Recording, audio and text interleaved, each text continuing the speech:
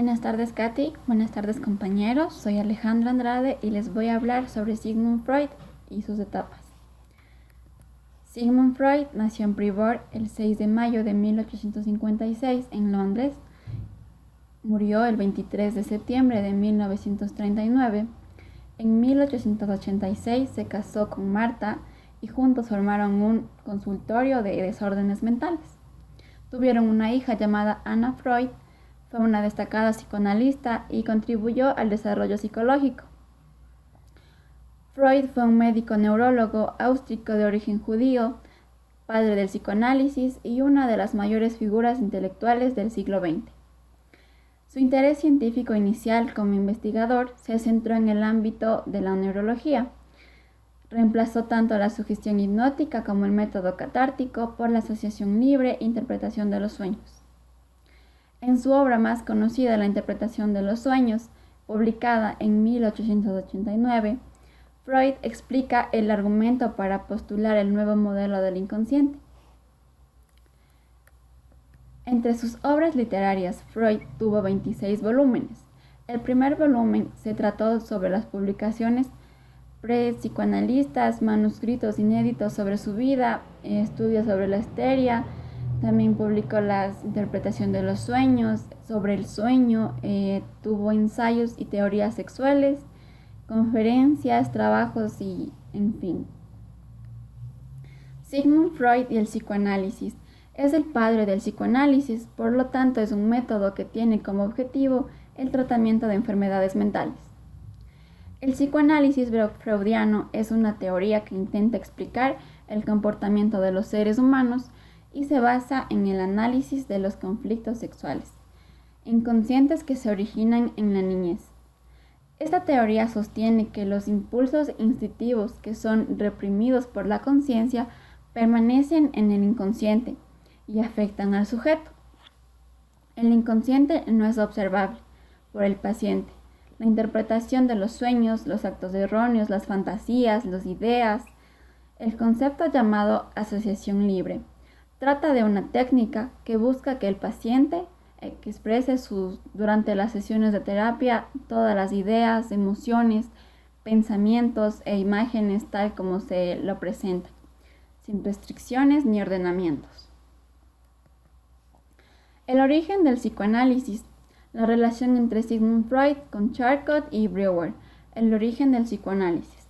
Cuando Freud estudió su beca en París, pasó mucho tiempo al lado de Jean-Martin Charcot, un famoso neurólogo estudioso del fenómeno hipnótico.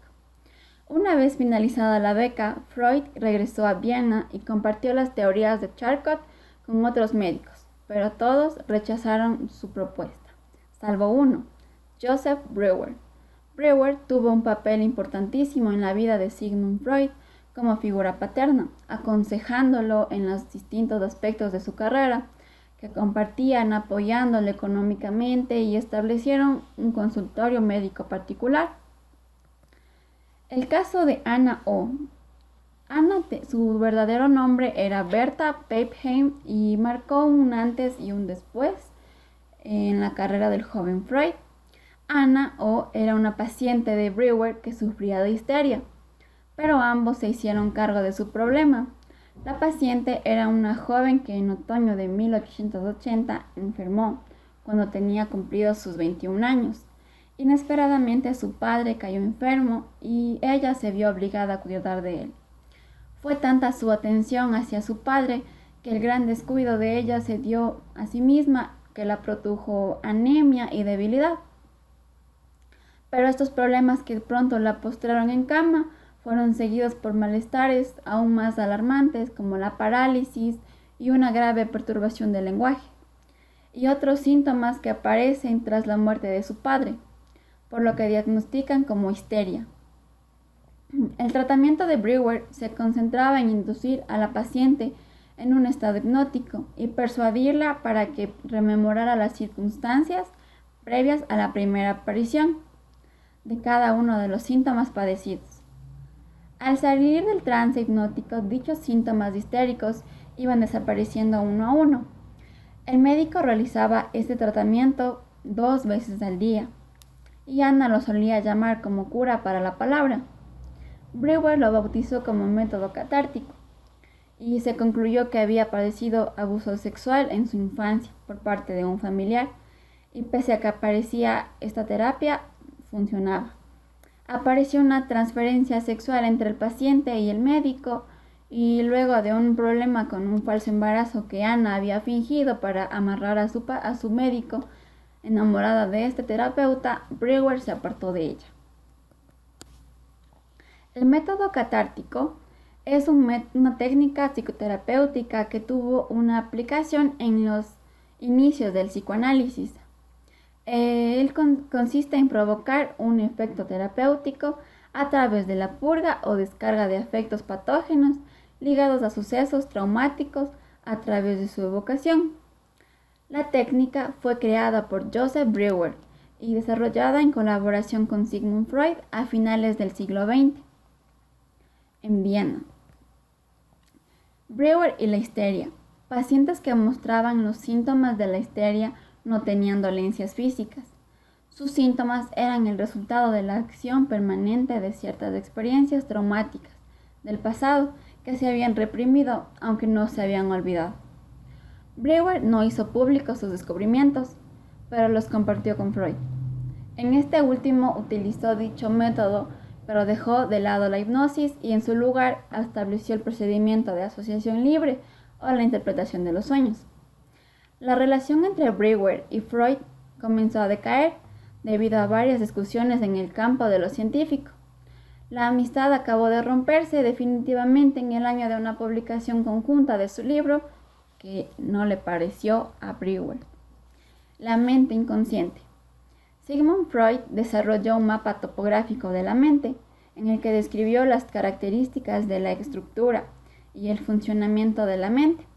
En este modelo, la mente consciente es solo la punta del iceberg. En la mente inconsciente descansan muchos de nuestros impulsos y deseos primitivos, que están mediados por la preconciencia, como las fantasías, los deseos y las ideas. Freud descubrió que algunos eventos y deseos causaban tanto miedo y dolor a sus pacientes que permanecían guardados en el oscuro subconsciente, afectando a la conducta de manera negativa.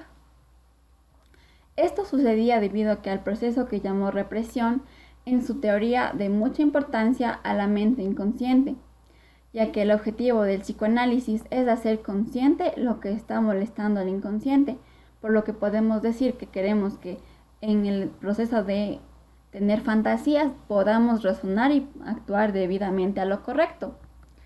En la estructura de lo mental, el niño, el adulto y el padre.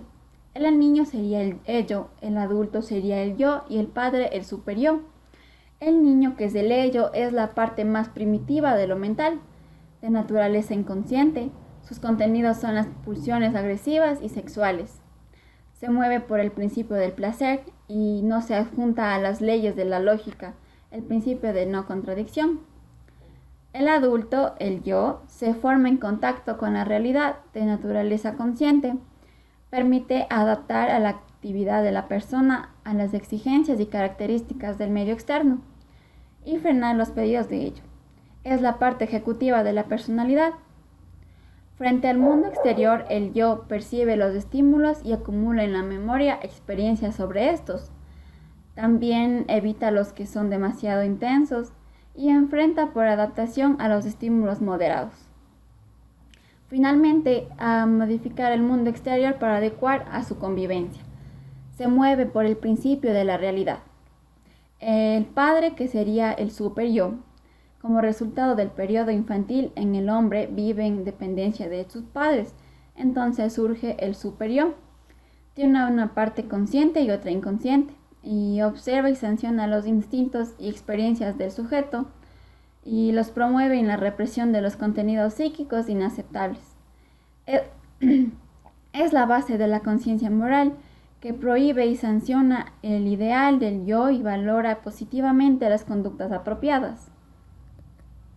En la teoría del desarrollo psicosexual, Freud creía que la personalidad se desarrollaba a través de una serie de etapas en la infancia, en las que las energías e impulsos buscan el placer y la identificación, que se enfocan en ciertas zonas erógenas.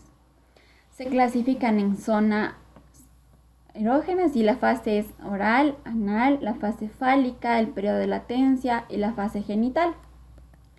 En las fases iniciales, para Freud, la infancia es una etapa crucial en la que se da de forma nuestra personalidad y comportamiento como adultos. En la fase oral se da entre la edad de 0 a 1 año y la zona erógena está ubicada en la boca.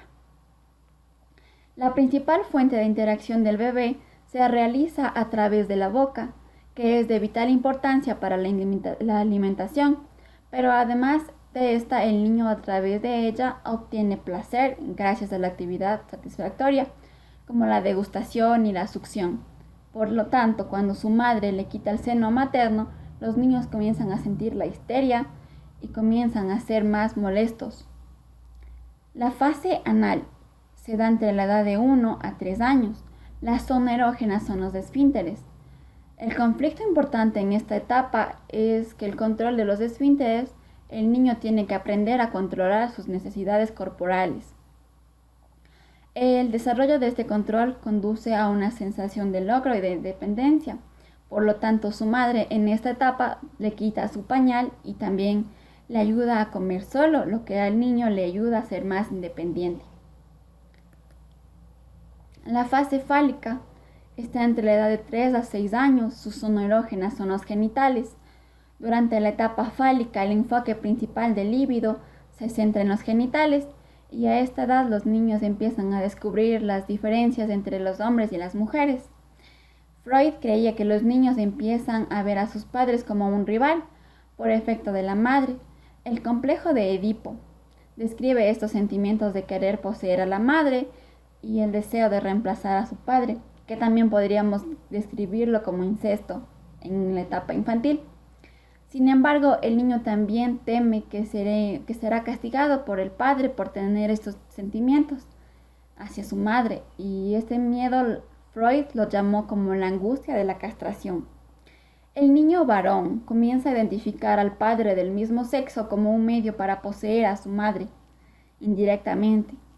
Para las niñas, sin embargo, Freud creía que la envidia del padre al tener pene nunca se resuelve totalmente y que todas las mujeres siguen teniendo una fijación en esta etapa. En las fases finales, si todas las etapas psicosexuales se completan con éxito, el resultado de una personalidad sana sería el éxito.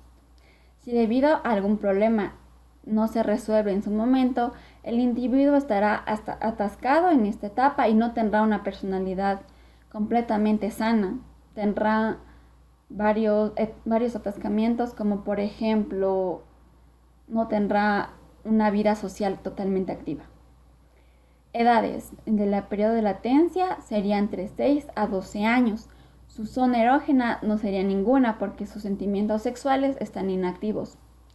Durante el periodo de latencia, los intereses del líbido son suprimidos temporalmente. La etapa comienza alrededor del momento en que los niños entran en la escuela y se preocupan más por tener relaciones iguales con juegos, agruparse en grupos, tener un grupo de amigos y salir a jugar con ellos. La fase genital está entre los 12 años hasta su muerte. Su zona erógena ya son los genitales y la maduración del interés sexual. Durante la etapa final, el desarrollo psicosexual, el individuo desarrolla un fuerte interés hacia el sexo y las relaciones sexuales. En esta etapa comienza la pubertad, pero dura el resto de la vida de una persona, por lo que un hombre en la pubertad tiene más deseos que una mujer al tener relaciones sexuales. Y una mujer tiene más deseos de verse más atractiva para un hombre y para una mujer también. Espero que hayan entendido mi razonamiento y gracias.